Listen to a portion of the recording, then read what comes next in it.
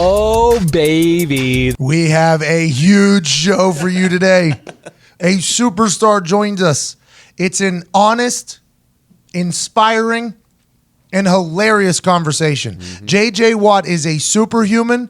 He is a superhero. He is a superstar. And he sat down and had a nice 25-minute conversation where he talked about everything. Growing up, college, life in the NFL, being a businessman, his personal life, you name it. You're going to enjoy the hell out of today. Hello, it is Thursday, May 23rd, and I am so thankful you chose to allow me and my friends and Mr. Watt to penetrate your ears today. If you're going to penetrate an arena, a stadium, a theater, anything that hosts a live event, there's only one app you need to use to get your tickets, and that's SeatGeek. SeatGeek scans all the other ticket buying platforms and make sure you're getting the best ticket at the best available price. People have been saying it's the best ticket buying app not only on planet Earth, but also on the moon. That is true. The moon's a little far away. If it was made of string cheese. SeatGeek literally has tickets to everything. If it's a live event, they got your ticket, and it's at the best available price. They even let you know what you're working with. You put your budget in there, they'll get you the best ticket that you can afford. And you're not going to get catfished. The ticket you think you're buying, you are buying. And right now, if you use promo code PAT, you get $10 off your first order. Use the promo code McAfee, you get $20 off your first order. Wow. A little self-awareness here. If we got a little bit more money in the bank, go ahead and use PAT. Only get $10 off. And if we're not rich yet, go ahead and use McAfee. Get $20 off your first order. Shout out to SeatGeek for being with us all along, because days like this are the days that it pays off for sponsoring our show. And also, most guys have tried different ways to last longer, but thinking about baseball doesn't always work. The folks at Roman, an online men's health company, are changing the game with Roman Swipes, the secret to longer lasting sex. Saying the Pledge of Allegiance in your head, that ain't going to help. You know why? Because that Pledge of Allegiance is going to end. Counting backwards from 10, that ain't going to help. Because how many seconds is that? 10. Oh, what do we do after that? Just start stacking up these little mental tricks and make sure your dick doesn't spew quick? Come on. Z-Wax, WVUT, SRQPO, MLK, GHG, FED, CBA, man. You're like, what? That doesn't happen. Now it's over. Unbelievable.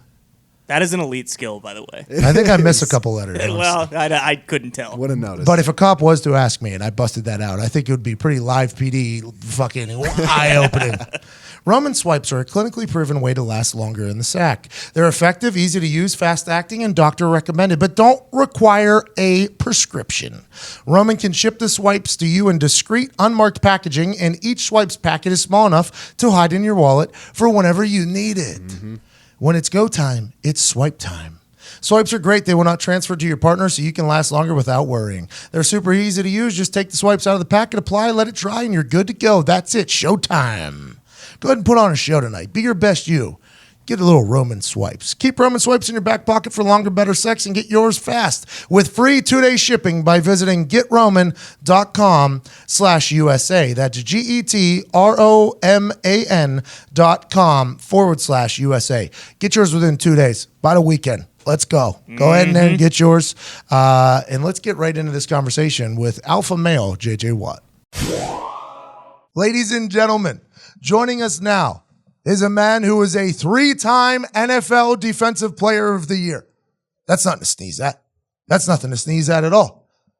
He was a 5-time All-Pro, a Walter Payton Man of the Year, 2-time NFL sacks leader, and a hell of a philanthropist. Now he's an executive producer of a TV show, a host of a TV show. He's taking over the world while saving it. Ladies and gentlemen, Justin James, JJ Watt. You are too kind. Thank you. Hey, no problem, man. Oh, that's true, though. That's an insane resume to think about. I was watching your Wisconsin commencement speech, which you did incredible, by the way. I assume Thank you. I tried to, I was trying to just keep pace with you after what you did at the NFL draft. Well, I think you were much more motivating than I was, which is a smart move. Were you nervous as hell for that? I honestly wasn't. I was excited about it, and I would have been nervous if I had to write it down, and I would have been nervous if they made me read it off a prompter like initially they talked about. But once they gave me the okay to just kind of talk and do it off the top of my head, then I wasn't as nervous because I knew what I wanted to say, You freestyled that? You look so calm and collected. I had no idea that was just off the top of the head. That's incredible. See, if you talk slow enough and you give yourself enough pauses, you can come up with anything. That's my I entire. was just winging it, and I just wanted to make him laugh. I mean, I'm from Wisconsin, so like it's the easiest thing. It felt like I was at home. It felt like I was talking to a bunch of my family members. And I mean, you talk about spotted cow, you talk about cheese curds, and you're automatically going to be off to a hot start. Are you happy you went before Robert Smith? Because now I think if you're a rich person, you're expected to pay off college debt. I mean, I came in and I was thinking, all right, I'm not trying to blow the world away here. I'm not going to be on like any list of top 10, but maybe for 2019, if I could make like the top 5 speeches of 2019, and then Robert Smith comes along and just wipes the whole map out. Well, there goes that. My 2019 commencement speech is getting 0 YouTube hits from here out. You really bad timing too. He didn't even let you really sit on it for a week. It was like 3 days later. What a baller move. Are you kidding me though? I mean, could you imagine just being able to know that you're going to step up there? Like whatever you're going to say before that, you could literally say nothing important for 10 minutes. And then I'm going to pay for student loans. I mean, it's insane. You said in that speech, I think the thing that I took away most from it is when you said that both positive reinforcement and negative reinforcement can be a motivator for you. And you thought back to the night you were drafted, partying with your friends, your high school coaches, your family. Everybody was so proud of you. And that night before you went to bed, you decided to check the Twitter. And the first thing you saw was a Houston Texan diehard fan at the Houston Texan draft party booing obnoxiously directly into the camera out of anger of drafting this white kid from Wisconsin. Yeah. I took away from that you are a massive chip on the shoulder guy. If you say I can't do something, I'm going to do it. Am I right there? Absolutely. Yes. And what you've done since then is go on to become the most dominant football player on the field whenever you're on it. That has to feel good. And how often, whenever you're working out, because I hear you overwork out, by the way, I hear you work out too much. What does JJ Watt say to himself while working out? Like, fuck that guy on draft night. There's a lot of people who think I'm nothing. Like, what is the self-motivation to JJ Watt to continue getting better?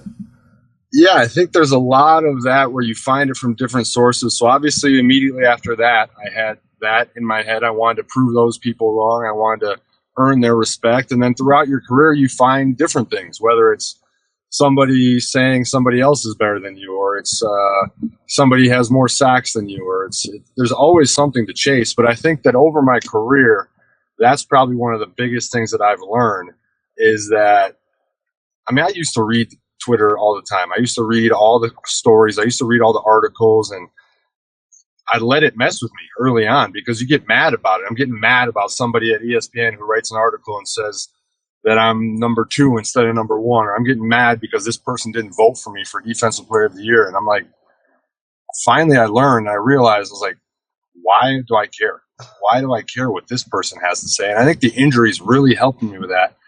Because when I was injured for 2 years in a row, you realize how quickly people forget about you. So why am I putting so much stock into what these people say when 5 years after my career, they're not going to care about me? So I learned to put my stock into my family, my friends, and my teammates. And really, that was the most important thing to me now. That's incredible to think of.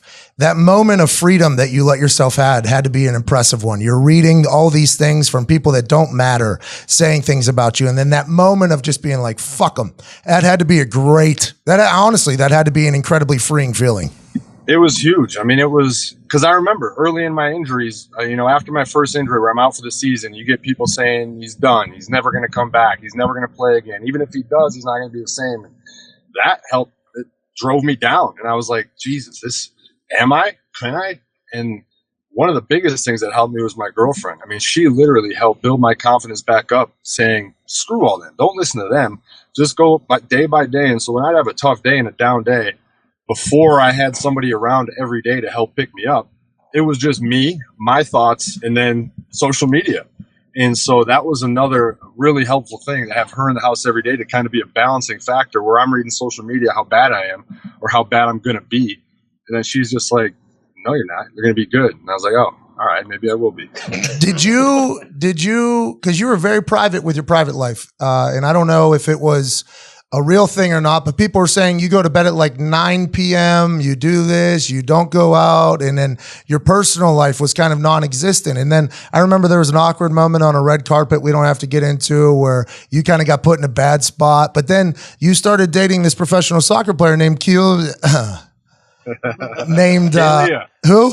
Kaylia. And it seems as if it's almost like you found a missing piece, the way you act on social media. This is just me from an outsider standpoint. It seems like you found like a real yin to your yang, and it seems like it's a really beautiful operation right now. I appreciate it. She's great. You know, I mean, you're going through earlier in your career and you have, like I said, social media. You go to these events, you do all these things, and the world wants to know so much about your personal life, but you're trying to figure it out yourself. So you don't want to be out there posting and doing all these different things when you don't know exactly the direction you're going. So once I found Kay and I obviously knew that she was special, then you feel comfortable with it. And then you don't feel like you have to be trying to live up to everybody's expectations or what they want. You're comfortable and happy with your life, and you share it when you want to share it. You don't when you don't want to.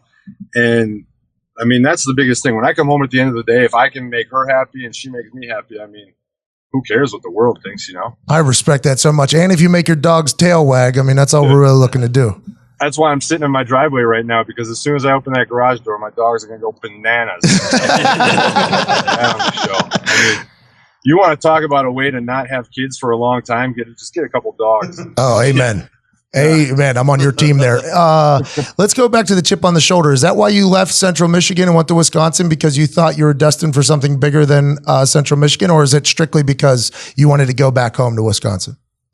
No, I wanted more. I mean, I was at Central Michigan. I started at tight end there, but they ran the spread, and they had, I think I played like 15 plays a game, maybe 20, and there was writing on the wall that they wanted to move me to offensive tackle.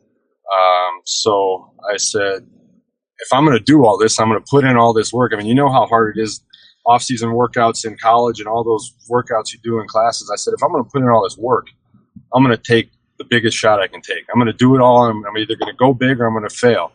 And thankfully for my parents, I mean, I told them when I was leaving high school, don't worry, I got college paid for. And we're a middle-class family. I mean, so it's not like we were rich and they had money in case No, they started planning for my brother's colleges because they thought mine was paid for. So for them to be able to tell me, okay, we can pay for 1 year at Wisconsin and allow me to gamble on myself, that was one of the biggest things, also a motivating factor for me. I wasn't only gambling on myself, but I was also proving to my parents that their investment was worth it. Oh my God, that's awesome. Butch Jones, he was at West Virginia before he got up there to Central Michigan. What a wild fucking animal that guy is. Wild. You don't have to say anything. I will. Wild, wild animal. You get drafted to Houston, a guy boos, and then you just go on to be an absolute game wrecker on all 4 downs. Why did you choose to play special teams and fuck up everybody's life for a long time? Oh. Yeah, let's talk about it. I mean, you're one of the most fun players I've ever played against. Oh, that means hold on. We're going to clip that for sure.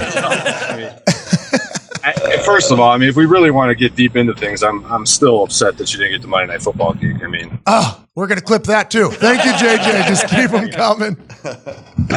Just to see the pure brilliance that you would come up with on a weekly basis, and to see, I mean, it would have been the most clip-worthy program of all time. So man, JJ. I'm on your side in that one. Hey, you got a big brain. I can already tell. I respect that a lot. I like that a lot. As big as your biceps. For those that aren't watching on YouTube, I went and literally got a huge pump in right beforehand because I wanted JJ to be impressed with my sleeveless hoodie I got on. Is this a one-day sleeveless shirt thing, or is this a daily? It's my life, really. I get kicked out of a lot of places because of it.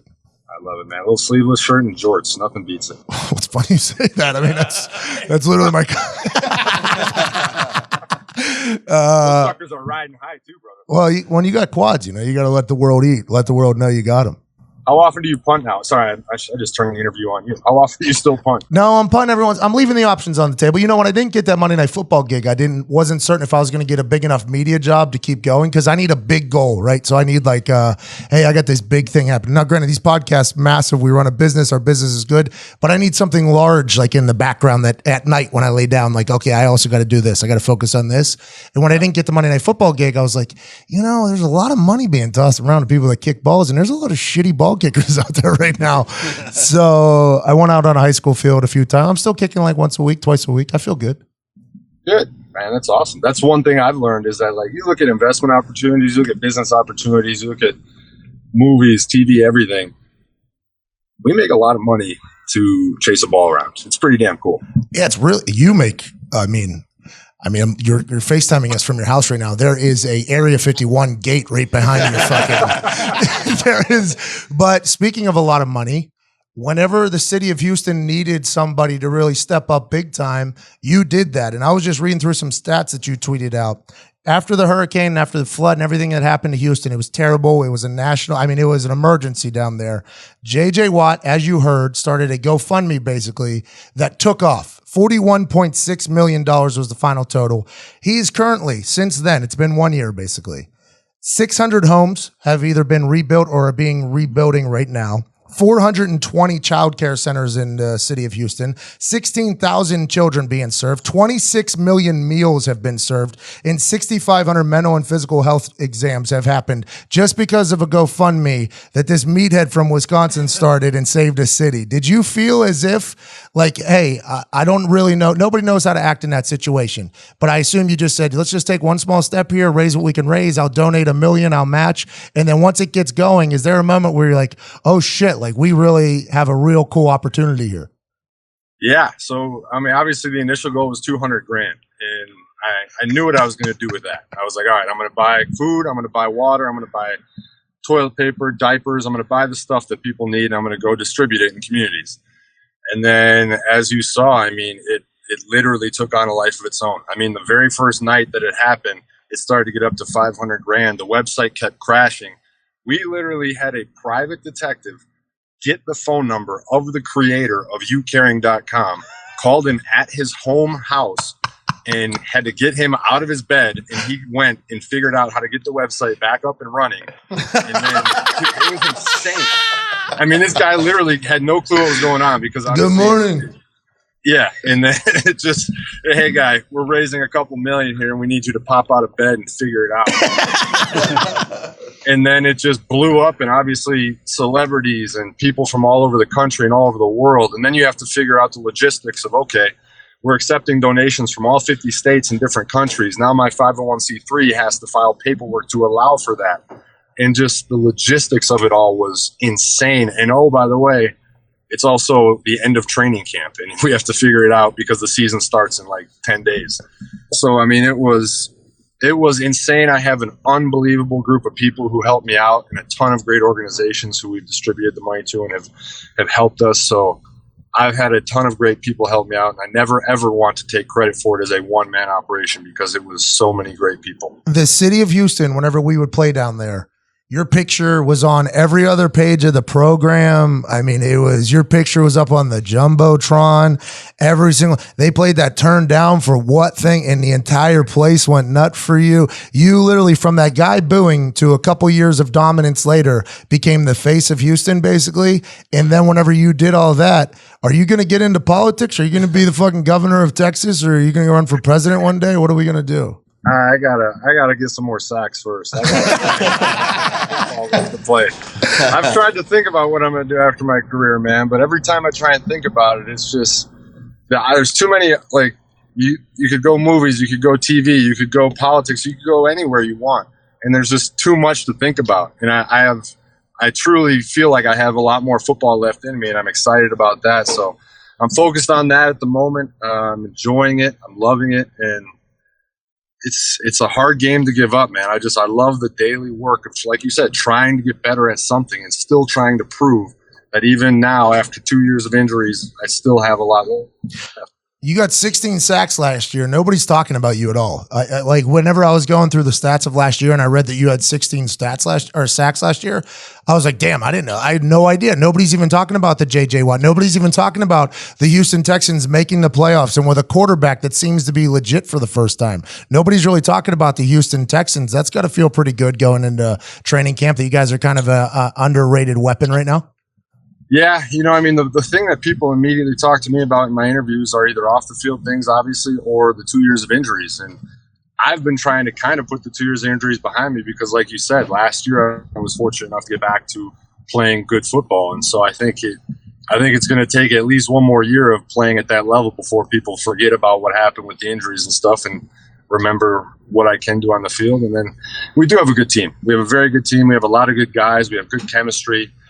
Obviously, we ran into a good Colts team in the playoffs, but I think that it's a matter of making it and doing it on the field rather than talking about what we're going to be able to do or where we want to go. And the city of Houston hasn't really had anything since.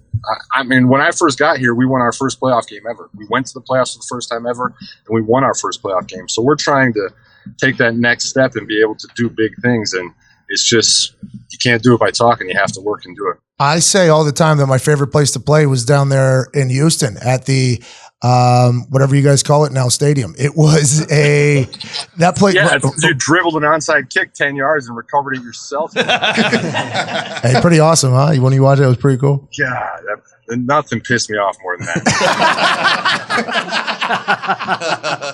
I'm just sitting there on the bench. I'm like, all right, we got a kickoff coming here. I got plenty of time. Just sipping Gatorade, watching the big screen. And not even really paying that much attention. And then all of a sudden, I'm like, well, what the hell was that? And then fucking number one, just walking out of the pile with the ball. Hey, man, they showed the replay in there, I hope, and I hope you saw it, and you're like, yeah, you know what? I don't think I've ever seen that in an NFL game. I don't think that's a pretty crazy thing. I was so mad because I was like, there's no way we actually just allowed that to happen. And I was like, we had to have a guy in the middle, right? Did he at least knock somebody over to get the ball? And I'm looking, I'm like, no, we didn't. Just waltzed out there. It wasn't even like you were running that hard. You just waltzed out there and just grabbed the ball. Oh, well, yeah. And then it was a wild game. I don't know. That was the loudest I've ever heard our stadium, that game. It was awesome. It was piercing. It was like actually piercing. And anytime I get asked, like, your favorite place to play, I did get to play at Seattle, but everybody's like, your favorite place to play? I always say Houston, man. It was always like a primetime game. It always felt like it was like a Super Bowl, like a playoff game, and the crowd was into it. They were loud and they were into it. That doesn't happen everywhere. I'll be excited to watch if you guys could continue to win what that place is going to do. It's going to be incredible. I agree, man. When you start winning, the place gets nuts. They love football down here. We have the Rockets who are doing great. We have the Astros who have obviously been unbelievable. We have the soccer teams. But, at the end of the day, Texas is a football state. And so when you string some wins together, it's a blast, man. Hey, is this Ultimate Tag Show going to suck or what? Is it pretty good? Okay, for those that don't know, a JJ Watt production has happened with his brothers Derek and TJ, who are also in the NFL. Congrats to the Watt family, by the way, hitting a triple for NFL kids. That's pretty incredible. But you got into this game show type world. You executive produced the show. You hosted the show. It's coming in early 2020. It seems like an incredible concept. Were you amazed by how hard it was? Did you enjoy the process? Is it going to be good? All that stuff. So my brothers and I host the show, and whenever you put all three of us into a room, it's a bit of a cluster as it is. I've obviously done a little TV. Both of my brothers really haven't done anything. So when I came on board, I said, I want my brothers to host with me. And you could tell Fox was a little bit like, they've never hosted before. We don't know what they can do. And I said, just trust me. We'll figure it out. And we got to the first day of rehearsal before we started filming. And every Fox executive was kind of looking around like, oh, we're fucked. We had one that was like nervous and stuttering on his lines. We had another one who couldn't read the teleprompter. And I was like, oh no. And then literally the lights came on when it was time for it to really happen, and the show started, and it was like brand new people. I think it's just that athlete in you where you don't really like the rehearsal, you don't do it. But once the show starts and once the lights come on, they were awesome. and it was so much fun to watch them grow and get better, and for all of us to interact and mess around. And then the show itself is way better than I thought it was going to be.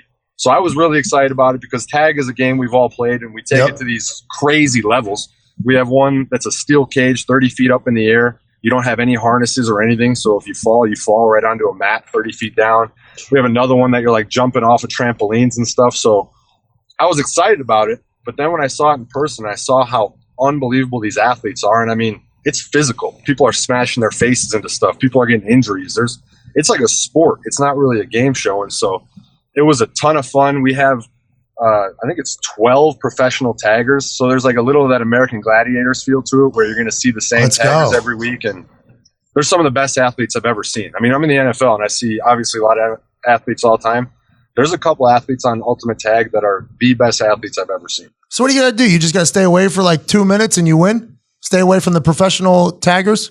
So there are 4 different rounds. And so it starts out with 3 men and 3 women, obviously different categories. And then after 2 games, there are an elimination. So then there's 2 left. And so basically each game is different. So the first game is literally just stay alive as long as you can. If you stay alive longer than the other people, you get extra points. And then the second game is kind of like a capture the flag, where the more flags you capture, the more points you get. And then you get eliminated if you didn't have the most points. And then you go to the next one, and it could be the dome way up high, or it could be this one down on the ground. And then you get to the finale, and however many points you had, you get a head start on your competitor. And it's cool, man. We wanted to try it, and then we saw it, and we were like, there's no way. With how competitive we are. It's way too dangerous, and we would get caught so easily. I hope it does incredible. And I feel like with everything else that you do, I don't know your brothers as well, but with everything else that you do, you seem to literally hit home runs. And it's, you're an incredible specimen, brother. You're like a superhero of a human. It's a really impressive thing and a cool thing to think about, you just being this working class guy from Wisconsin out there changing the world and helping the world out along the way. It's cool shit. Thank you, man. I appreciate it. I have to say one thing for you, obviously all the incredible things that you've done. When I got a text message yesterday from a buddy of mine who lives in Ireland. He lives in Dublin, and he texted me and he said, "Hey, I heard you're going to be on the Pat McAfee show this week." And I said, "Yeah, how'd you know?" He goes, "Dude, I listen to it all the time. Be sure to tell him he's got a massive following in Ireland." So, Slancha, boys. Slancha. Doing an on-site over in Dublin Temple Bar, you know? Hey, not a bad idea. I think we should definitely do that. Maybe you get into the agent game too. Start booking me places. That'd be fantastic. We'll get you on Ultimate Tag next week. Be our announcers. Monday Night Football. You come over, you be our announcer. I'm not athletic enough, but I'd love to. All right, JJ. I just want to say thank you so much for doing this, man. You're a massive star. So you coming on this little podcast, I really appreciate. Hey, I appreciate it. You make people laugh. People love watching you. You have a lot of positivity. I love all the social media and everything that you do, man. You've been a fun competitor for me to go against over the years, and you've been a fun follower for me on social media and all the work that you do. So keep spreading laughs, keep spreading cheer, and we need more of that in the world, brother. Hey. Yes. That made me feel good. That made me feel really good. You don't need me to make you feel good when you got biceps like that, Pop. Yay. I was looking at your Instagram. You got quads on your arms, bro. I saw you flexing. Shane Leckler coming on soon? Yeah, I think I'm going to have him. So there's like a point in time. We're going to have GOAT Week where I'm going to have Leckler, Vinatieri. I think I'm going to try to get Janikowski. It's going to be called GOAT Week, and I'm excited for it. Leckler, I think, is coming to Indy for it. I think I got him to talk him into it when he was on some beer. Yes. So when you have that, I want to like send in a video question or something because I want to pepper that old man with it. Hey, he's the greatest, man. He is literally the greatest human and punter of all time. I love that man. He is the best, man. He is a walking, drinking, fishing machine, and he can punt the shit out of a football. Ladies and gentlemen, soon to be 4-time NFL Defensive Player of the Year, probably another Walter Payton Man of the Year award on the way as well. Definitely a 6-time All-Pro after next year. Mr. Justin James, turned down for what? JJ Watt. Thank you, brother. Hey, good luck with Ultimate Tag, dude. Thank you, man. I appreciate it. Y'all have a wonderful day. Send me the info when you guys are going live. I will do that. All right. Good luck, dude. Have a good one, man. Thanks. He was incredible. There's really no other words to say it. No, there's not. It's very hard to not like him after listening to that interview. There were some people that tweeted me yesterday like, I wonder if I'll get over his douche canoe-ness with his interview. Honestly, he's a megastar. And that conversation he just had with us was it was like he's just one of the boys. Yep, you'll get over it. Yeah, you'll get over it. I'm a big JJ Watt I think fan. he is misinterpreted too. I think you know, so, too. I agree. you get that big. It's just you have to be how he was his first couple years in the league. You know, The only thing I didn't get to ask him about is he talks a lot of shit on the field. Yeah. Like a lot of shit. He's this humble, hardworking guy off the field. He gets on the field, those mic'd up session, he's talking a lot of shit. I want to ask him about what makes him flip the switch, but it's probably the chip on his shoulder, to be honest with you. I'm a big fan and very thankful for JJ. If you could tweet him and thank him for coming on today's show, I would appreciate it a lot. Maybe send him a gift of like a thumbs up or like, hey, you the man, or like, hey, you should go back on the show sometime. That'd be great because honestly, that's a megastar right there. Yeah. JJ Watt is a megastar. Huge. And also a megastar in my life is the Bespoke Post Box of Awesome. Oh, yeah. With their Box of Awesome, Bespoke Post sends guys only the best stuff every single month. They test everything in the Box of Awesome themselves, from style and grooming goods to barware, cooking tools, and outdoor gear. Every product gets put through the ringer before it gets put inside a monthly Box of Awesome and sent to you. To get started, take the quiz at boxofawesome.com. Your answers will help them pick the right Box of Awesome for you. They release new boxes every month across a ton of different categories. It's free to sign up, and you can skip a month or cancel anytime. Each box costs only $45, but has over $70 worth of gear inside. Wow. $25, you're already winning. You're already winning $25. Get 20% off, even more winning. Get 20% off your first monthly box when you sign up at boxofawesome.com and enter the code Heartland at checkout. That's boxofawesome.com, code Heartland, for 20% off your first box.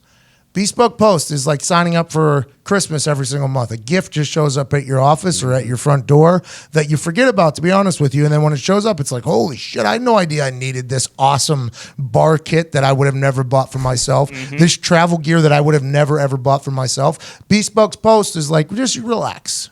We got you. Bespoke Post, boxofawesome.com, code Heartland for 20% off your first box. Big deal here. I'm not sure this has ever happened before. Earlier today, we got a chance to chat with a good friend of ours, Clayton Anderson. Oh, yep. We had an entire 35-minute conversation about the country music world. He's a country musician. He's been around for like 15, 20 years, just grinding the pavement.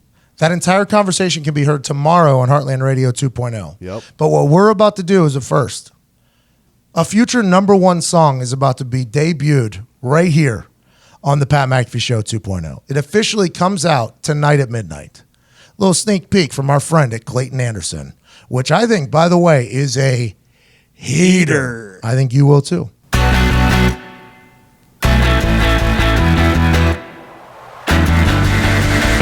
be hanging on the edge tonight. I feel a rumble and a shake inside. An open road is no place to hide. There's no turning back when you put it in right. Roll, roll, roll if you want it the most. Roll, roll, roll if you're ready to go. All these horses need to run, so let them run wild. So let them run wild.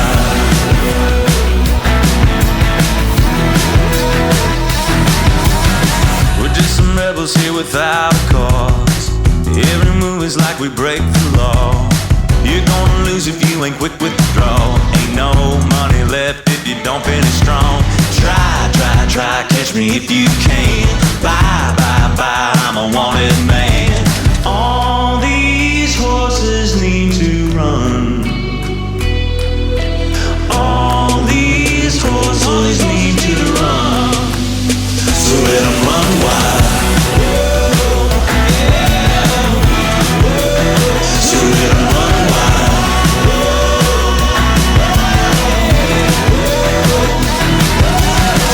Try, try, try, catch me if you can. Bye, bye, bye, I'm a wanted man. Try, try, try, catch me if you can. Bye, bye, bye, I'm a wanted man. All these horses need to run. Horses need to run, so let them run wild.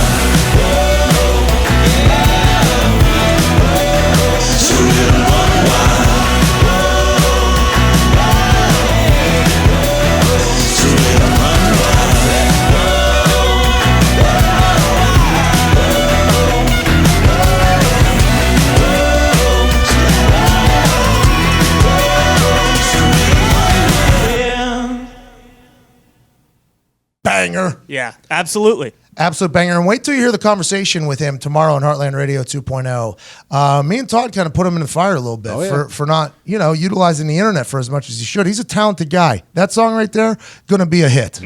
For sure. He's opening up for Zach Brown Band on Saturday here at the Indianapolis Motor Speedway, day before the Indy 500. I think, and this is just a thinking thing, I'm not schooled in meteorology, but if you look at that radar, there's a chance a flood is coming. Looks bad. And I think Clayton needs to build a fucking ark if he's looking to perform this weekend.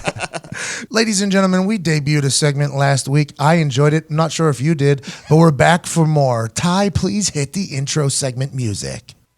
I have a couple thoughts on my mind, not thoughts like a whore. I'll give some takes while Ty will keep score. I have some thoughts. Ty, you keep score. All right. Again, we are going on the pass-fail grade here. Because this is an Ivy League academia. Exactly. Absolutely. All right. First thing on the docket we got here, marijuana policy in the NFL. There's been a lot of talk about that the last couple days. Pretty divisive topic. What are your thoughts on this? I don't think it's that divisive, honestly. The only thing that it's divisive for is the older heads who happen to be in government and in control of a lot of situations. And let me tell you why. I've said this a couple times before, but I'm not sure it's getting echoed enough. First impressions go a very, very, very long way with people. Whether you meet somebody and they're an asshole to you the first time, you're going to think that person's an asshole for the rest of your life. If you tried tequila for the first time and you puked the first time you tried tequila, guess what you're not going to do again? Probably drink tequila for the rest of your life. For me, when I was younger, I drank orange juice until I had one bad fit of diarrhea, and I will never drink orange juice again. That's the same thing that happened with marijuanas in these people that are currently in charge. Let me tell you why. The people that were smoking all the marijuana were the people that were anti-America, anti-military, anti-everything that the people who are currently in power right now believe in. So whenever they saw hippies, they saw marijuana, and then vice versa. When they saw marijuana, they saw hippies. They didn't see the Chris Longs of the world who are helping everybody, becoming all pros, being Super Bowl champions. They're not seeing Michael Phelps, who's the greatest Olympian of all time, smoking. They're not seeing somebody who runs a small business in Indianapolis who retired from the NFL to do things. They don't see that. What they see is the people who kind of were bringing society down. And that first impression is very, very hard for them to get over. No matter how many doctors and scientists and researchers come out and say, hey, listen, cannabis can help with this, cannabis can help with this, THC can do this, CBD can do this. All these stats are getting shoved in their face, but all they think about is back whenever they were first introduced to it and somebody and something terrible was representing it. I think as we move forward as a society, obviously we're already seeing it in a lot of states making it legal. The people who are the old heads in charge will either have a change of heart, they'll be forced to do that, or they'll move out and somebody else will move in who hasn't had such a terrible reaction with their first impression of marijuana. I do believe that the NFL would be doing their players a hell of a favor if they leaned on THC instead of pharmaceuticals, if they leaned on something that was natural as opposed to man-made, that wasn't addictive physically, but not pills. I think honestly the NFL is going to make the step, make the jump, and I'm excited to see them do it. I think we're about to fall into an era where the NFL could potentially be looking out for its players a lot more than it has in the past, and I'm all the way here for it because honestly, if I want to kick balls again, the real hurdle and real obstacle is passing a drug test, and I would love it if I didn't have to do that. Obviously, it's tough to estimate this, but what's the time frame you think in terms of for the NFL? Yeah. They move at a pretty rapid rate. If things get into conversation, normally a change is coming. That extra point conversation happened, and then the next year it was like, okay, we're going to a 33-yard extra point. Like those types of things, replay, okay, we're doing this. We're going to this. If it gets into the conversation at those owners' meetings, at those rules committee, usually it can get going a bit, but if it's still stuck on the outside, like a bubble, not a real talking point at this point, then it's just going to be stuck there forever. It's kind of like a purgatory. But once it really gets mentioned, which I think it is happening right now, because you got every news outlet doing it, and Chris Long taking a stand saying it's helped him is massive because he's such a impactful, not only player, but family in the NFL, For his sure. dad and brother. Yep. I think this is something that could get expedited pretty quickly. I mean, 1,000% pass. Oh, that's what I'm talking about. Yeah, I mean, no question. Good for me, man. All right. Well, listen. we got a chance to. The segment was fun, by the way. You want to play it? Close out the Yeah, segment? sure. Let's close it out. Yeah, let's close it out. I have a couple thoughts on my mind, not thoughts like a horn. I'll give some takes while Ty will keep score. We're a big segment show. Oh, yeah. If this is your first time listening, I love doing the segments. If you guys haven't heard about Roan, you're really missing out. Roan is a men's performance lifestyle and premium activewear brand that is engineered for unparalleled quality and comfort.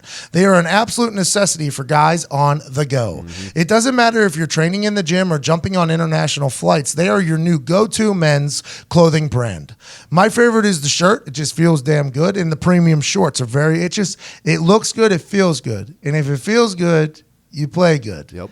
And if you play good, they pay good. They pay good, you live good. You live good, you die good. And that's really all we're trying to do here with our friends from Roan. Roan makes something for the modern man regardless of the occasion. In addition to an awesome selection of premium shorts, shirts, tank tops, socks, swimwear, basically everything that scratches me where I itch, Roan engineers clothing perfect for the office, long flights, and commutes. We travel a lot, and we always travel with our tag team partner, Roan.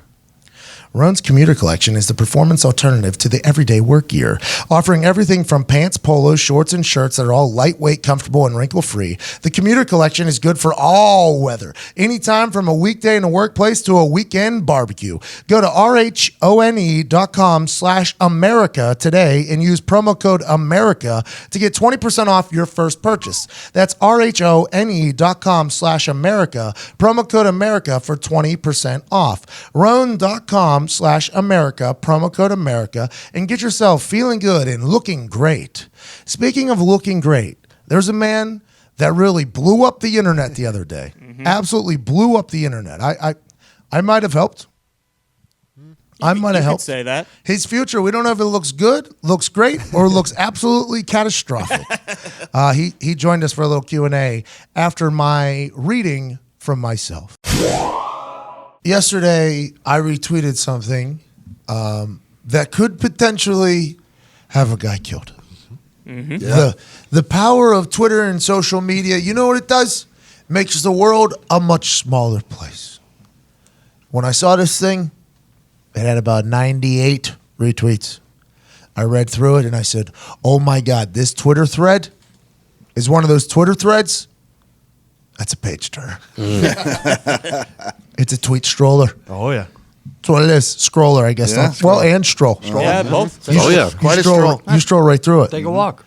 And we got a chance to have this guy join us. But I would like to read the Twitter thread to the listeners so they know what I'm referring to when we talk about this random man named Shane Morris, who literally became a celebrity overnight. Ty Schmidt, this is going to be a little bit. There's a lot of tweets here. Get comfy. But it's a pretty good story. And then the Q&A after, you're going to want to hear. Ty Schmidt, please, my Twitter thread reading, music, please. Y'all want to hear a story? Yeah. Yes, please. About the time I accidentally transported a brick of heroin from L.A. to Seattle? Wow. Tell me more. All right, let's do this. Tweet one. I was living in Newport Beach, California, kind of just trying to figure life out a little bit. My good buddy Tyler calls me up out of the clear blue and says, hey, dude, you want to do the most epic road trip ever? I'm like, sure. At the time, Tyler was a boat mechanic down there in South Florida. So I flew from Newport down to Miami, and I ended up staying with one of his coworkers for a few days, just buy some time until I can buy a Honda Shadow 750 for like $2,700 or so. Oh, nice. Parenthesis, he already had one, my friend Tyler. This is what we're planning to do the road trip on. And I got a matching bike so we could share spare parts, on the road. Makes sense. The road trip. Smart. From Miami, we set off across the United States, the great United States. Staying at the kind of motels along the way you only see on movies like No Country for Old Men. Great film. Seen it? Great. Excellent film. That's a fucking air gun. That guy. Oh, yeah. You remember those motels? Oh, yeah. Oh, yeah. Javier brought them. That was where these Shane and Tyler were staying across the United States. I'm going to flip the coin. Flip it. If you're going to ride across the United States, Shane says, on a motorcycle, do it on 2-lane roads. It's worth it. More scenic. We end up swinging down through Mexico. And this isn't really important to the story, but we pulled over to rest in the middle of the desert. And these wild horses walked up to us and were actually like oddly friendly. Aw. They let us pet them. It was super cool. One point I said, I got the horses in the bag. Anyway, after like 10 days in the desert with the horses in Mexico, we made it back into Southern California. My friend Tyler had an uncle in Temecula, and my ex was in Newport Beach, so we both rested for a few days. Riding a motorcycle across the country takes a toll on your body, so we decided to switch it up. Call in the lefty. Make a change for our grundle in our bodies. Also smart. We've been from South Beach to Mexico. Now we're in Temecula and Newport. And it's time to make a change. We decided to sell our bikes and buy a 1979 Dodge Ram van. Okay. I want to say we paid like $600 each for it, $1,200 all in. Something like that. It needed a little work. But the important part was it was all easy stuff. We named the van Cassandra and wrote our names right there on the door. Obviously. A couple pictures to prove he wasn't lying. The plan was easy. We'll drive up the Pacific Coast Highway and camp all along the way. We took the middle seats out of the van so we could sleep in it at night in case it was raining. Then we went to REI to get hammocks for hammock camping. As one does. They were going to complete this road trip from southern Miami, the southeast east point, to the northeast west point. It checks out. Yeah. On our way up the Pacific Coast Highway, we stopped in Santa Barbara and picked up my sister, Shane's sister. At the time, she was in school at UCSB, University of California, Santa Barbara. Great school. And she was planning on flying home to the Bay Area to see her dad. So I was like, just come camping on the beach with us instead. Hyphy. Great idea. So she did. I take that plane. Don't take that plane. We got a Dodge Ram van. Just drive that motherfucker with us. Cassandra. Cassie. Cassandra's the van. Cassie. Camping. Sister goes to UC Santa Barbara. Chose to do that. Another picture of him and his sister right there on the beach. Driving north, Tyler, Shane, and his sister. They made it to some pretty cool spots like the Bixby Canyon Bridge. All along the way, we're letting anyone who meets us write their name on the van and take a picture with it. It was fucking awesome. Sounds pretty cool. There was 3 dots in between was, and then 2 spaces. Fucking awesome. Dramatic pause, obviously written into the thread. Like that. I'd ride on that van. Well done. It's good writing. Me too. I'd sign a van. Pretty fucking awesome. Hey, I'd sign Cassandra right there on her tits. Around Big Sur, our van had its first problem. Cassandra. Uh-oh. This lady we're referring to. Cassie. The rear drum brakes were making awful noises and locked up. I ended up buying a set of Craftsman tools, and then I did a brake job right there in the parking lot of a Walmart. Pretty handy. Walmart. Handy guy. Used to be Sears. Used to be. Not anymore. Rest in peace. What? To Sears. While I was there, I was like, I'm going to do a few other things as well if I'm already under a lid. Why not? When I got the van, I changed the oil and that's it. Oh. Parentheses. I know I should have done more of a tune-up, but honestly, the van was running pretty fine. The interior was even pretty nice. Roll, man. Keep Parentheses. rolling. On these old Dodge vans, the engine access is inside the car, in between the driver and the passenger. So Shane and Tyler, or Shane and his sister, right in between them there. I hadn't even lifted it up when I bought it. I'm an idiot, I know. So I decided to change the spark plugs, the fuel filter, and the air filter. I am so, capital letters, glad that I did. Little tune-up. I hope Gearheads. Shout out to the Gearheads. I opened up the engine cover, and sitting right on top of the engine was like grass, straw, and little bits of carpet. A mouse had made a home right there on top of the engine block. Oh, it's like the pub. I'm lucky it hadn't started a fire, so I cleared everything out and changed the plugs and filter. I remember yelling at Tyler because he's the one who poured the oil in. And I was like, how the fuck did you not notice there was a fucking rat's nest on top of the fucking engine block when you were pouring the fucking oil? And he was like, it's an old car. I was like, LOL. WTF, bro. So anyways, we drive up into Oakland and meet up with my friends there. We stayed at their house overnight, smoked marijuana, There you go. ate a meal, and chilled out a little bit. That's dope. Then we set off for Mount Shasta and Lake Shasta. Parentheses, it's a really beautiful lake. Lake trip. We camp over there at Mount Shasta. It's beautiful. The lake was really low, but the water felt great. Parentheses, not really critical to the story, but go if you ever get a chance. Oh, cool. So Thank you. chastising. That's nice of you. Finally, we get all the way up down to Oregon, into the Cascades, and then head into Washington. The whole time we're hiking, camping, spending time with Mother Nature. She's the best. Teresa. Sometimes. Yeah. It's really just one of the coolest experiences of my life. Parentheses. Not sure what the summit was, by the way, in the photo below. It's him standing on top of a mountain, To live life like that. right up there at the peak, the climax. Just not even know the summit. Don't even know what the summit Not a was. care in the world. So here's the thing about old cars, by the way, especially ones with carburetors. Yeah. You need to adjust them for altitude. I never would have thought of that. An ideal fuel ratio at sea level is called stoichiometric. Stoikio. 14. Nailed it. It's Russian. Stoichiometric, which means 14.7 parts air to 1 part fuel. Everybody knows that. Classic conversion. As you gain altitude, you need to lean out your carb jets. Mount Jefferson is something like 10,000 feet. So as we're driving up, probably around 6,000, 7,000 feet, the van starts running way too rich. Too much intake.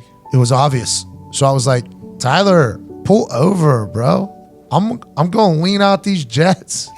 Typical gearhead stuff. It was Gearhead 101. On a single barrel carb, you're only dealing with a few screws and springs, and basically, you just kind of guess at it.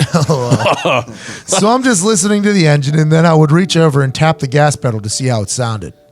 How's she sounding? How's she sounding? It's a little rich.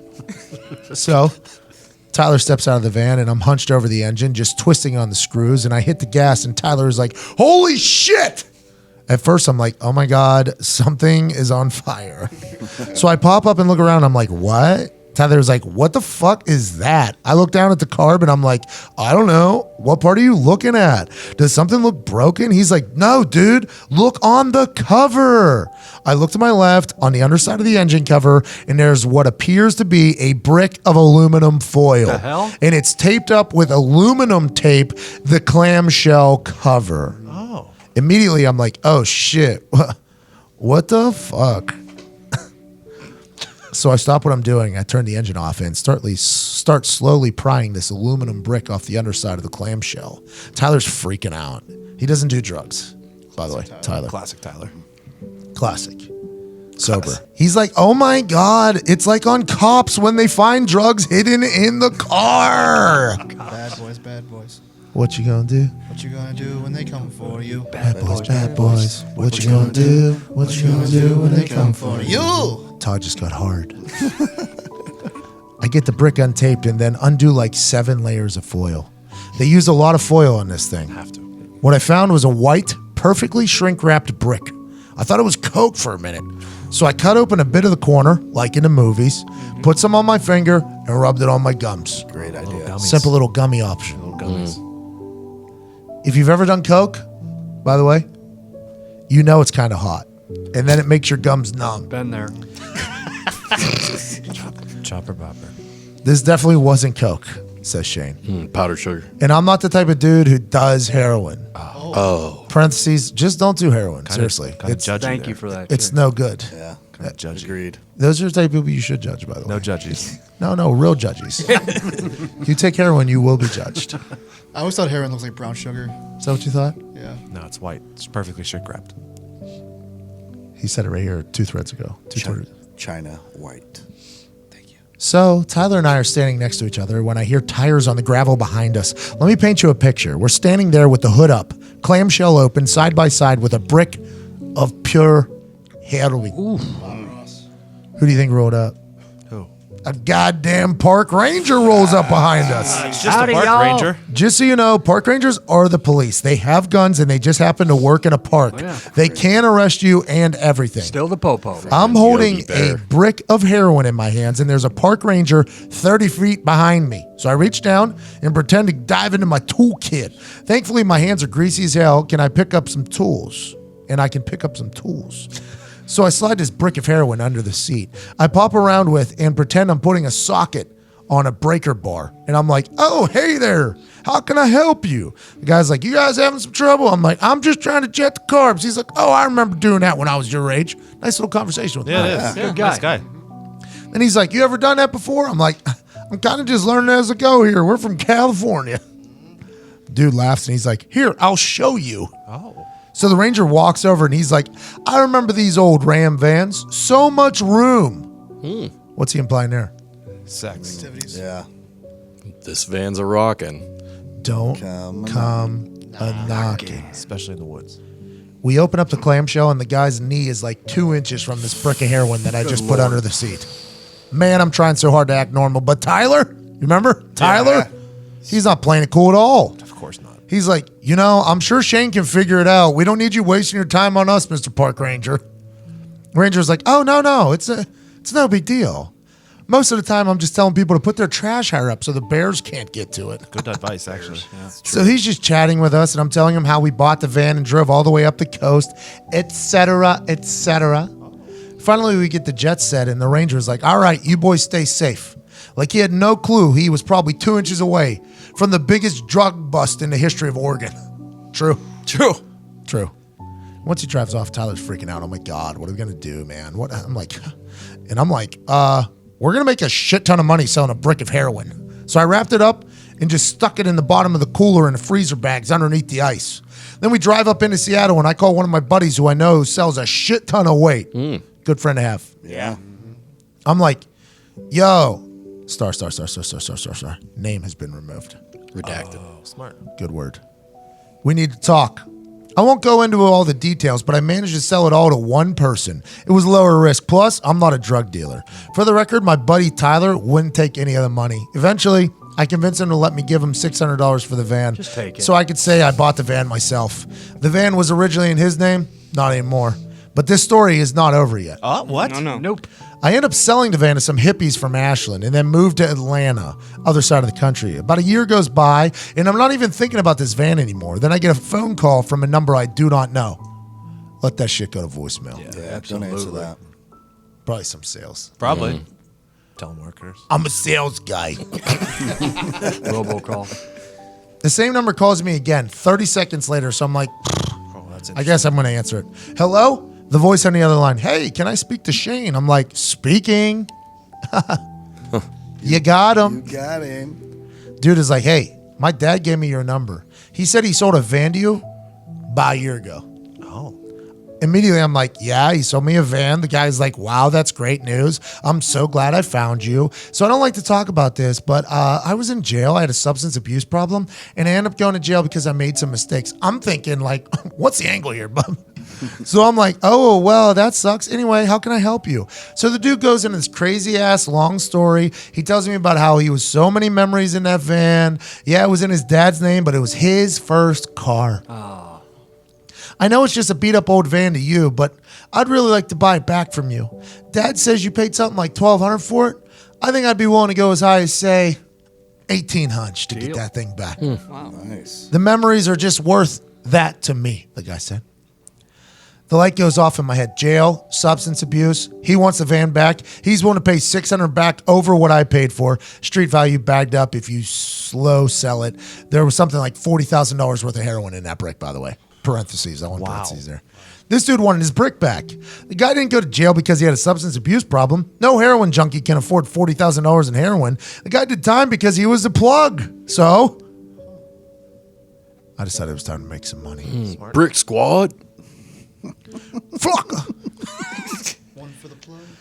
Now, we all know that I sold this van to hippies and I don't own it anymore, but I definitely know who I sold it to and I know I can buy it back. So I start spinning a story. I'm like, man, 1800s just won't do it. I put a lot of money in this van. It's really running like a top now. It's my daily driver. He's like, oh yeah. I'm like, yeah, dude, she's in great condition. I redid the carb, the brakes, all the fuel lines, put some tires on it, redid the carpet on the interior a lot. I've probably put at least, I don't know, 5,000 into this thing. Damn. He's like, wow, you really did a lot. I'm like, yeah. So he's like, where are you located? I'm like, oh, I'm up in Ashland, Oregon. Reminder, I was in Atlanta at the time. He's like, oh, that's not too bad if it runs as well as you say. I might just drive up there with a friend and then drive it back down here, California, Oregon. Yeah. So finally, he's like, I respect that you put a lot of work into it. Like I said, the van has a lot of sentimental value to me, and I'm glad to hear you took care of it. I think I could offer you $6,200 for that van. Nice. Wow. That's what you paid for it, plus the $5,000 you say you invested. So I say, all right, you have a deal. As soon as we hung up, I called the people in Oregon that I sold the van to. Parentheses, I kind of sort of knew them through friends. And I was like, hey, do you still have that van? They're like, yeah, but it's not running no more. I'm like, oh. I was like, you care if I buy it back from you? The guy was like, dude, I'll sell it for $100 if you just get it out of my driveway. Bingo! I tell him, sold. Nice. I booked a ticket to Portland the next day and then rented a car and drove to Ashland. Along the way, I called the old owner of the van's son. I'm like, hey, will you be free to drive up this weekend? He's like, oh, yeah, totally. I can come up. It will only take me 2 days to drive up there. It was Tuesday. We agreed to meet on Sunday. I fly to Portland, rent a car, and then get to Ashland on Wednesday. I go to an auto parts store and I buy a battery jumper kit and some hand tools. I need to get the van running, and I need to get the van running soon. I go to see the van and it's sitting there pretty dusty, but otherwise, not bad. The only thing wrong with the van was a bad battery. The couple that I sold it to just didn't want to spend the money on the van because they had recently purchased Subaru Outback. Oregon. Fine machine. Go figure, it's Ashland, he actually said. So I changed the battery in an auto parts store parking lot. Then I took the van to one of those self-cleaning car wash places and gave it a good wash and a vacuum. Honestly, it cleaned up really nice. Cleaned up really nice. At this point, I decided to check in with the guy and kind of fuck with him a little bit in the process. Classic. The guy answers really fast, and he's like, Shane, buddy, what's up? I'm like, hey, I do want to mention one thing about this van. I was trying to be honest with the guy. And I hope this doesn't change your plans about coming up and buying this on Sunday. He goes silent and says, what's up? I was like, I don't want you to be mad, but after I bought the van, my friends and I, we wrote on the outside of it with permanent marker. I can't get it off. I tried. And I hear him sigh like hell aloud. Oh, that's fine. I can repaint it. I'm like, I want to be fair on the price because I didn't tell you that information. So how about I just knock $200 off? I just want to pay whatever is fair to get the marker off. He says, thanks for telling me. I'll accept that $200 discount and I'll see you Sunday. I'm like, yup. So next thing's next. I need to make a fake brick of heroin. So I head to a Goodwill and buy a medium-sized paperback book. It was the Pelican Brief. I thought that was a funny detail for some reason. Parenthesis, good book. Also, good movie. Oh, yeah. Grisham. I never saw it. It's one of Denzel's better movies. To be honest, this is Pat talking, not Shane. I didn't know that book even existed. Then I got in my rental and took off to Medford because I couldn't find aluminum tape anywhere near Ashland. I got there, got my tape, and then bought some heavy-duty foil in a grocery store. From there, I drove back to Ashland. Making the fake brick was actually pretty easy. I just wrapped it up the same way I remember the brick being wrapped and then taped it down with aluminum tape the same way I remember it being taped. Kind of like a tic-tac-toe board. They had taped the shit out of it. And I just kind of waited. On Friday, I got a phone call from the dude letting me know he was on his road. And I said, hey, my mechanic says we can use his bay in case you want to inspect it. And the dude was like, oh, that won't be necessary. I'm like, oh, I insist. On Saturday, I called a local mechanic and was like, hey, I'm selling my van to some people from out of state, and I was hoping I could give you $50 in case they want to use one of your bays to look under the car for a moment. Parenthesis, car buying tip, this is from Shane talking. Any mechanic worth his salt will take you up on this offer. It's good for both the buyer and the seller to have a mechanic take a little look-see. He's not wrong. It's good advice. They know they'll be getting any work on any fix they identify. Oh. End of parenthesis. We meet at this local shop on a Sunday afternoon. The guy shows up in a late model silver Nissan Altima. He's heavily tattooed. And so is his friend. These guys look like real OG Mexican gangbangers. Like, dude is wearing blue Nike Cortezes and Dickies. It's that look. No more like doors. See? Immediately, I realized these aren't the soft dudes I thought they were. Nope. They're real gangsters. They move real weight. And I'm doing something incredibly stupid. I'm about to rip off two guys who look like they bury people neck deep and let coyotes eat your face off. Good move, actually. But I'm there. And they're in front of me. So I got to go through with it. So I give them a tour. We walk around the van. It's clean. It has tire shine on it. I've washed it and even waxed it. It looks as good as a 1979 Dodge can look. The guy's like, so you've done some engine work? I'm like, yeah. Card plug, wires, plugs, distributor, etc. He's like, can I take a look? So I help him lift the clamshell. And there's no rat's nest anymore. It's looking cleanish. And it's sort of silent. So I talk. When I got in here, there was a huge rat's nest. I cleaned that out and got to work on the carb, the plugs, wires, belts, hoses. Not horses. It's all new in there. Then dude reaches over and straight up taps the aluminum brick. I start sweating. He looks at me. I look at him. The first thing that came out of my mouth was, I didn't bother redoing any of the heat shielding on the clamshell. Honestly, I prefer having some heat coming off the block in the winter. But I can see why you did it. Southern California is hot. I was trying so hard to play dumb as hell, and I sold it. He says back to me, yeah, this tape costs about $20 a roll, but it's worth it to beat the heat. I laugh, yeah, the AC just barely works. I think we got a leak in the system somewhere. Then he throws a curveball at me. Can I take it for a drive? I'm like, oh, totally. He's like, do you mind if my friend drives behind me in case it breaks down? I say, oh, you go right ahead. At this point, I'm thinking he's going to drive off, never to be seen again. He's gone for about 20 minutes, and then he comes back. He's got a big smile on his face, and he's like, wow, it still drives great. Let's negotiate. So I'm like, well, you did say $6,000 after the $200 discount. He comes back to me, and he's like, well, I got to ship this van back. I'm like, okay, well, what's a fair price? He says, you have the title here in your hand? I said, well, actually, I had to do a lost title, but I can mail it to you in like a week. The reality was, I did, but hadn't done the transfer from the old couple yet. Yeah. Take some time. He's like, all right, you seem like a good guy. You can mail it in a week. I'm like, yep. He says $5,000 because it'll cost me $1,000 to ship. You're a wild man for driving this old beast as far as you did. So we shake hands. It's a deal. I have a notepad with me. And I say, all right, let me write you up a bill of sale. So I write his name, my name, his address, and my address. A local address that I definitely have never lived and never will. And the cost of the vehicle, this is a funny little wrinkle, I thought. I said to the guy, hey, I'm going to write on the bill of sale that you only paid $1,000 for this van so you can avoid paying more taxes in California when you go register it. You pay taxes on the sale. He's like, oh, thanks. I didn't think of that. Smart. Using the hood to press on, I signed my name. He signs his. And then he's like, all right, here's the $5,000 cash. So he reaches over,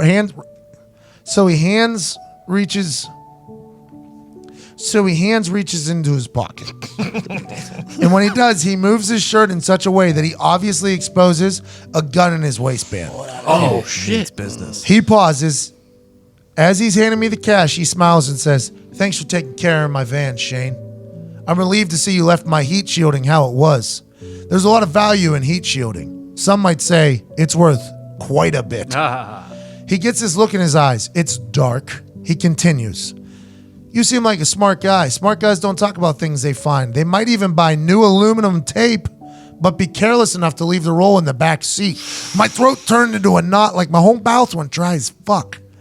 He stares into my fucking soul like, into me, fam. Then he gets this big-ass smile on his face, grabs me by my shoulder, and he smiles. If you were even smarter, you would have asked for $10,000. Then he starts laughing. And the guy he's with starts laughing. You're a hustler, Shane. What do? I breathe a sigh of relief. I'm just a web developer, bro. He says, you could have been a stone-cold hustler in another life. I've never been hustled before, but you had the cojones to get your money. Cojones. I like that. They hadn't checked to see what was inside the foil. They only knew that it was taped. They only knew that I taped it back. So I went with it. Well, I found it when I was working on the van. I just didn't know how I'd ever sell it. So it's been in my freezer for a year now. The heroin. He busts up laughing. Me and the gangsters are having a laugh. Homie, you kept it in the freezer? That's wild, man. That's wild, So then we just sort of chop it up outside the mechanic shop for about 20 minutes, just having a nice conversation. He and I had the same taste in rap music. I wanted to just keep him happy. I was trying to think of my exit plan. Finally, he's like, all right, you know I don't want this van, but ship it to me anyways. Here's $5,000. Keep the change. To be clear, he had given me $5,000 already for the van, and then gave me another $5,000. I played it cool, close enough to $10K. I dapped him up. Good dap, I say. As soon as they left the parking lot, I sprinted into the mechanic's office where he was sitting, and he was like, son, that was the most obvious drug deal I've ever seen. I've already called the police. What? I felt my heart go from 0 to 1 million. No way. Then the mechanic winks at me, and he's like, I'm fucking with you, man. Oh, what a dick. This is Oregon. Everyone smokes weed. Classic Oregon. Calm down. I didn't call the cops. He sees my face, and he's like, you should have seen the look on your face. Parentheses, I wasn't amused.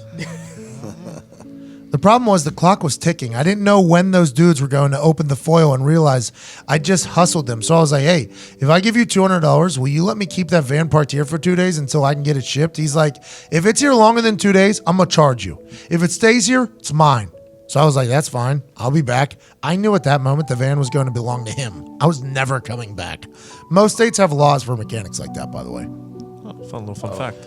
I walked out of the mechanic's office and then walked literally 7 miles back to my rental, parked at my little motel. Ashland is a small town, and I had picked the cheapest motel. I want to say it was like a Super 8 or something. Sounds right.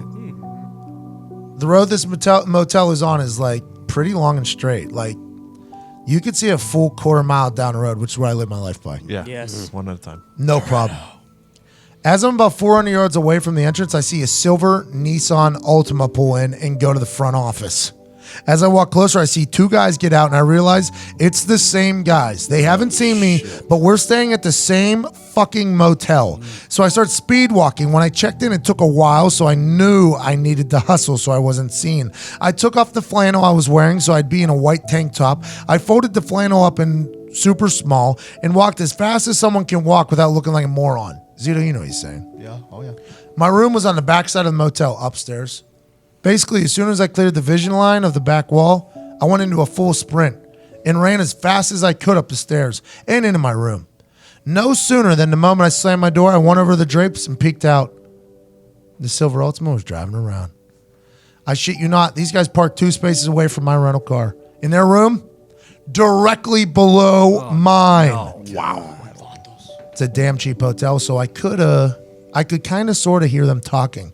Not word for word, but definitely the vocal tones, plus their TV. When I saw I was quiet as a mouse, I mean. I just sat in bed, didn't turn the TV on, didn't move, and when I had to pee, I held it. I was terrified. And then I heard it. I heard the guy yell, "Motherfucker, I'm gonna kill him." Then I hear them screaming, but it's not clear what they're saying. They yell for like 15 minutes, then they got quiet. Then my phone rings. It's a block number. I sent it to voicemail. Fuck you button. Rings again. Block number.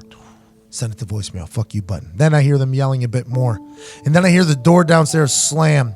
I peek out of the little gap in the drapes and watch them take off. As soon as I saw the car clear the corner, I left.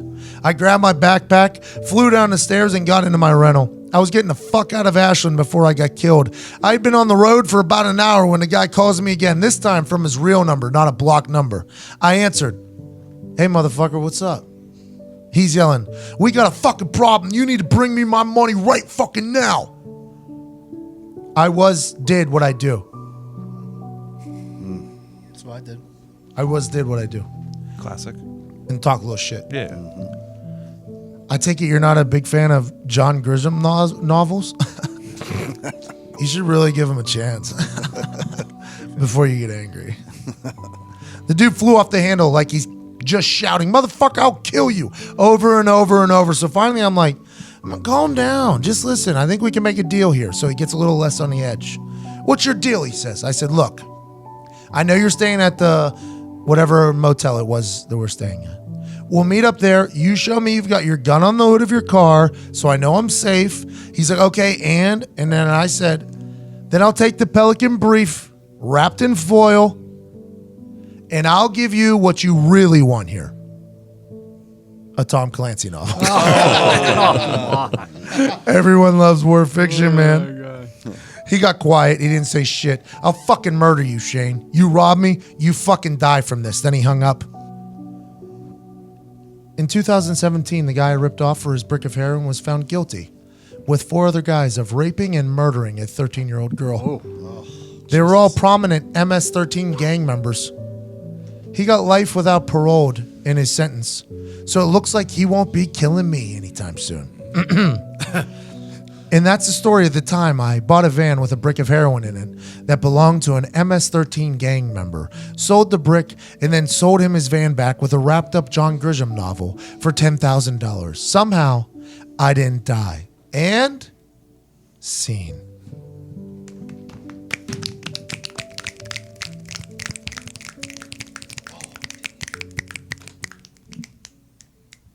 Joining us now, the guy that wrote that incredibly long novel about ripping somebody off, Mr. Shane Morris. Yes! Shano! Attaboy, Shane. Hey, couple quick questions.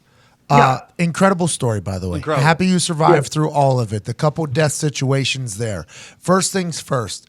The MS-13 are still a gang. Do you have any fear at all that you're I was told I was told they broke up. I thought they're like Singer left or something. No, but I'm saying, do you have any fear at all? Because when I chose to retweet it, I want to let you know I had some fear for you. I was like, you know what? I don't know if this is the right move for old Shane. So then I let it fly. It has taken off since then. You've obviously sold the story at some point. Is there any fear at all in the 6'3", 225-pound Shane Morris's brain that at some point the MS-13 are going to remember that brick of heroin that you duped them with a fucking Dodge van?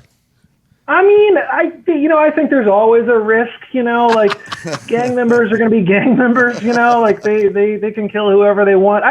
I think that, hey, maybe if there's any MS-13 guys who listen to your podcast, I just want you guys to know that if I do make any kind of money off this, I do know the guy's name, and I do hear that putting money in the commissary is like a cool thing to do. So I'd like to remain alive. We could do a little barter. You get some Doritos. I stay alive. Seems like a pretty good trade. Please don't kill me. So, yeah, I thought about it, but, I just have to assume that, 10 years is enough time. It's not like I didn't do it to disrespect MS-13. I had no idea this guy was gang affiliated when I decided to rob him for a brick of heroin. Well, the good thing about that wasn't a robbery, I accidentally ended up with this heroin. Honestly, this should be a cautionary tale for people who are in MS-13 to be more responsible with your drugs. Well, the good thing about MS-13 members is they say they're very understanding. Yeah. They would be very understanding knowing that you didn't do this on purpose. Time cures all for them. I know. I hear that they're just some of the most rational gang members. So it's good to know that. Have you thought about the moment of when you're in the same motel there in Ashland and they call you and your phone accidentally being on loud instead of vibrate? Dude, you know what's kind of crazy? Yeah, I actually just talked about this. So I guess it's a side note, which is kind of a cool announcement. This is a cool segue. So I will be a screenwriter for William Morris Endeavor now. Okay, cool. WME, nice. Congratulations. Nice. Yeah. This guy, Ryan Feldman, who's now my agent, so I guess I have to get used to saying that.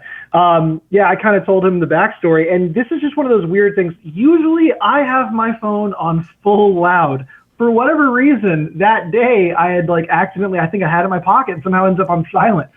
I thought about that. I was like, or, if you ever had your phone on vibrate on a tabletop and it's even louder than ringing, it's I'm so glad that didn't happen because they would have heard me and then I would have been very dead in a creative way.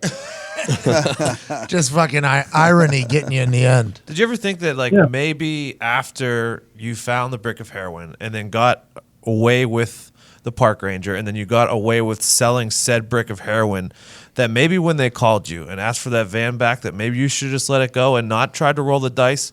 And the fact that you thought that there was just going to be some poor little white kid looking for his van back is a wild decision. I would have thought for sure it would have been some characters.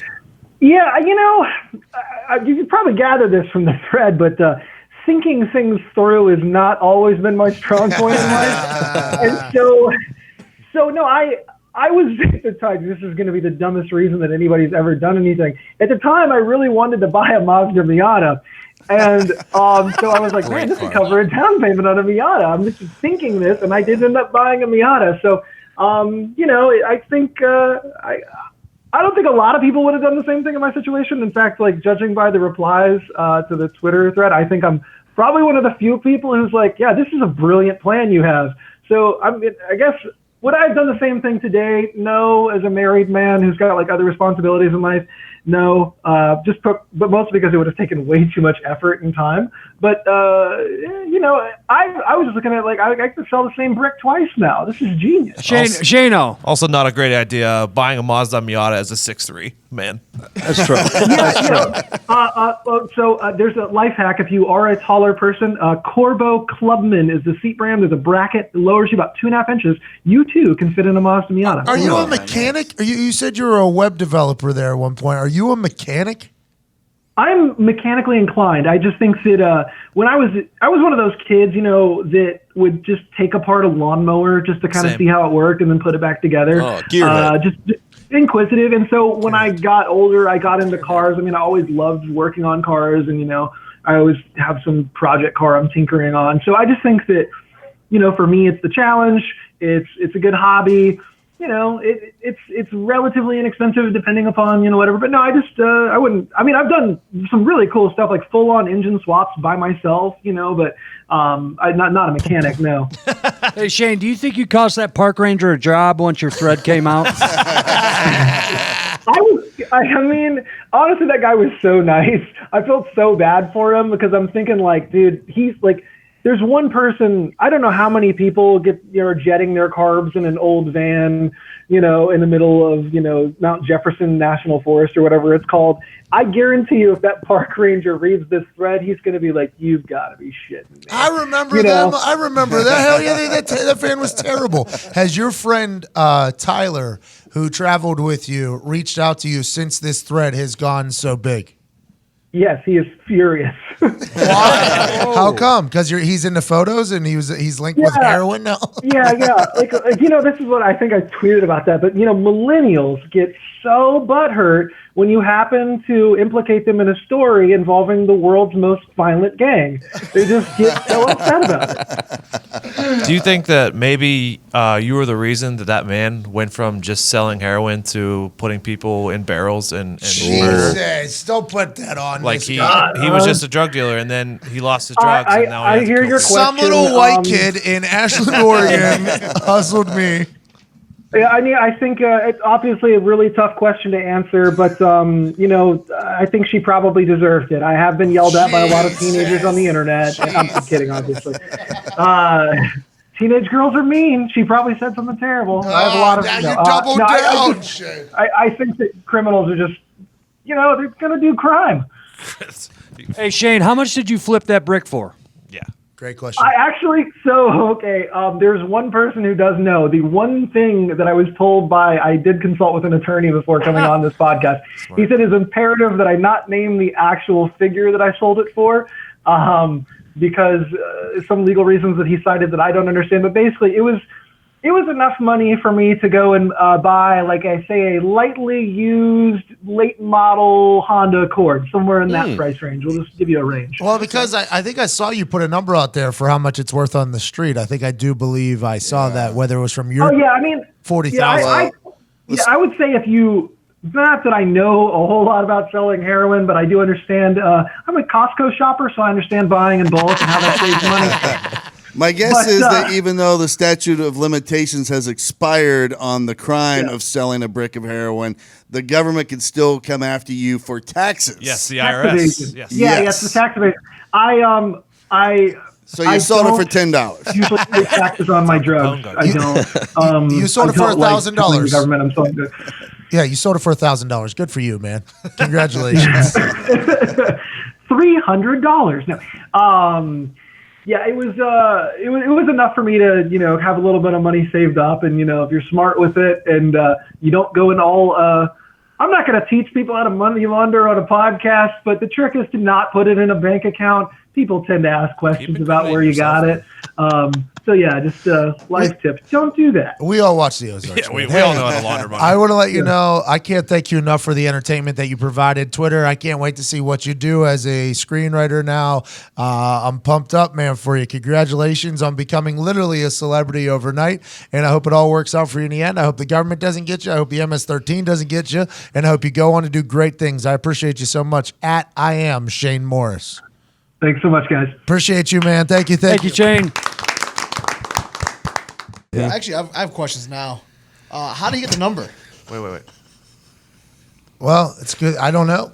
Can we call him back real quick? Because that's all I want to know. If the other guy's name was on it. Why didn't you ask that question whenever he was here, literally taking Q&As? I just don't. What number? How do you get what number? His number. How did he get? What do you mean? How did he get his number? Because he called him when he was in Atlanta, When he remember? initially I know, wanted to buy but it. his dad. friend His was dad had it. his friend's name was on the paper. Yeah, but you don't know his number. Yeah, you're right. It was is a good point, technically Tito. under Tyler's name. So they would have called Tyler first, not him. That was the fourth time that I heard it when you just read it. I also had a problem with the 7-mile walk back from Yeah, I thought about to the that too. hotel is about 2 hours, and for some reason they weren't getting back until after he got back to the hotel. Yeah, why weren't they going back to California? Why are they staying in Ashland? Great question. Long drive, Southern California. I would assume. Yeah, you We stay should have over- asked all these questions. I forgot. You need a better person to read it. I thought he bought it from Tyler and put it in his name. What do you need? You mean? What are we talking about? What are you talking about? We need to. Yeah, but he didn't go back to the dad to do that. He just gave him the money. What do you mean? What do you mean? I didn't like him reading it or myself reading it. Pat just Yeah, read but it. you got to remember that's not going to be on the show.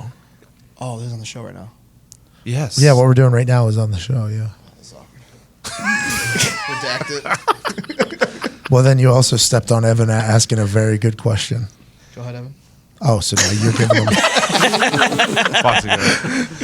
I thought Shane bought it from Tyler, so then it would have been in his name. I thought. Yeah, but Shane didn't go to Tyler, the original owner, and say, "Hey, I just bought this from Tyler." Unless you could look that up in the I see, car I see. records, and since he Oh, the that dad is at one point had the VIN, and could We look should up have the- asked that Well, that's question. tough. So when they make this movie, they're going to have to disconnect those, dots themselves in the story. They're going to have to show him giving his number for some reason to the dad. Yeah. So that it makes sense. They got the And maybe number Tyler later. didn't have a phone. Yeah, I mean it was whatever year. Yeah. Well, I mean, Tyler to be called honest, him. we're right in the movie. Tyler's out of the picture. It's Shane buying the van, right? Exactly. Yeah, Yep. there you They go. cut him Make it out easy. completely. Yeah. I think it is going to be a movie, though. It is. I think Or they bought the story so that no one else can have it, and then it'll just sit in development hell forever. I think Yeah, Miles that happens a Teller. lot, right? Miles Teller's going to be Yeah. the actor. I hope not. Jax? Really? Who? Is that Jax? No. Oh no, that's Charlie Hunnam. Yeah. Who's- Charlie Hunnam's too much of a badass to be. Who's Miles Teller? He was Played in Vinny Whiplash. Paz. Remember that Vinny Paz movie? No. Footloose. He's the guy from that drum movie that gets yelled at. Yeah, Patrick Whiplash. Swayze. The Awkward Moment. We actually said his name was Miles. Footloose. Swayze's dead. Kevin Bacon. Who do you think should play him, Ty? I don't know. He said he's 6'3", 200. Yeah. I think Channing Tatum. Nice little sweet spot for him. Oh, that is, isn't Taylor it? Kitsch. Taylor Kitsch would about- also It's be a good one. How Taylor about Kitsch is good for Jason that. Segel? Are we going to watch Get a this mix movie when of- it comes out? I Mix think, of humor, and he can do dramatic acting. Yeah, maybe. I think About I the will. same size. Because I the think shot. you should be an executive producer. I'm dead serious. I think the shot of the into Mexico with the horses is going to make for some good It will. cinematography. Yep. The 2-lane road, the trip, the whole thing, Also- and then the intensity of that deal with the park ranger is going to be good, and then the intensity with the two gangbangers at the. Why didn't they go back to the mechanic shop and kill him? The mechanic? Yeah, because the mechanic's the only other link. Because he said it's my. They may buddies. have. Right. Yeah, they have. Yeah, could have. Watch The a people movie. that live at the fake address he provided That's what I- locally, they're that's- dead. That's Yeah, what I was they're wondering. dead. It's like he Their house definitely got shut signed up. those fuckers death Yeah, warrants that's that for little sure. girl killed. But when they make the movie, they're going to have to make it to where they catch him. They take him out to the. I mean, it's going to be a lot more conflict. They're going to have to. It'll build also in be that. interesting to see Also what more the lies. tone is. Like whether they play it like a comedy or if it's just like a straight up thriller the entire time. Did you hear what Diggs said? Slanderous against our guy Shane. He joined our show, dude. Also, what was he doing in Miami? I wish I would have asked this, dummy Anthony. What he was doing in Miami for like those 2 days, and in those 2 days, he got the 2700 to buy a bike. Like, Probably bartending, maybe. Maybe bartending. flipping cash. Yeah, doing something. Make $2,000 a Can night. I cast the bartender. park ranger? Diggs has been cynical about this guy literally since he read it the first time. I got a very important question. He got out of the house fire. Okay, he got out of the house fire. Yeah. He got the brick with him. Correct. He flipped the brick to Seattle. Yeah. Right. And then the phone call comes in. Why is he running back into the burning house? I don't know because I guess he wanted a little bit more money because he was doing it all for $5,000 more dollars. It's like, but Pigs get fed. If he made up to, we don't know. But imagine if he doesn't, we don't have this story. Yep. Yeah. Big thanks to Shane Morris. Good luck with everything too, by the way. Good for Shane. Well, there you have it. Mr. Justin James Watt. A song debut, which is a banger. Run Wild. Run Wild. And also a chat with a guy who just sold his story and is becoming a screenwriter, all because of the power of social media and Twitter. There was a lot of people in the room that didn't really believe this guy's story. I was not one of them. I am a big fan of this. I think he's lucky to be alive. I think he was wild for going back and trying to get more money out of a situation, but he did it. And I also am happy that he's going to make it. Good for Shane Morris. I hope to hear more from him. I hope to hear more from you as well. Tweet us #Endgang, #Endgame, and send us whether or not you think Shane Morris's story is going to be one where he ends up dead or alive. Honestly, it's kind of he took quite a big risk coming out. And if this movie gets made, he's going to be thrust into the spotlight times a billion. They're going to know where he's at. Yeah. I don't know, man. I'm pulling for him. Great story. Cool guy.